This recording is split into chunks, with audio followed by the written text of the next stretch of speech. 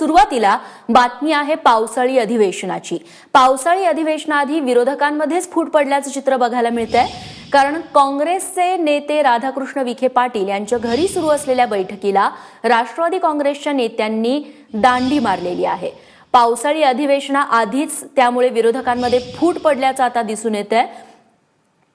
विधानसभेचे विरोधी पक्षनेते आणि काँग्रेसचे नेते राधाकृष्ण विखे पाटील यांच्या घरी बैठक बोलावण्यात आलेली होती विरोधकांची, जी 11 वाजता होणं खरं तर अपेक्षित होतं।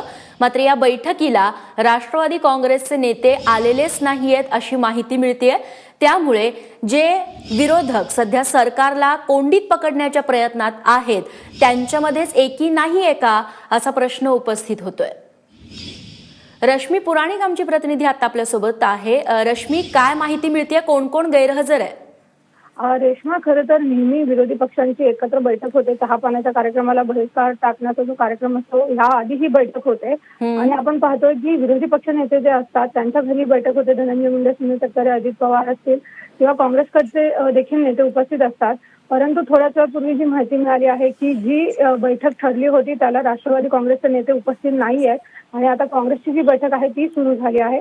त्याचप्रमाणे आधी ज्या पद्धतीने कळवण्यात आलं होतं की विरोधी पक्ष नेते जे असतात दोन्ही, धनंजय मुंडे आणि विखे पाटील, हे एकत्र पत्रकार परिषद घेतात, जी 3 वाजता अपेक्षित होती।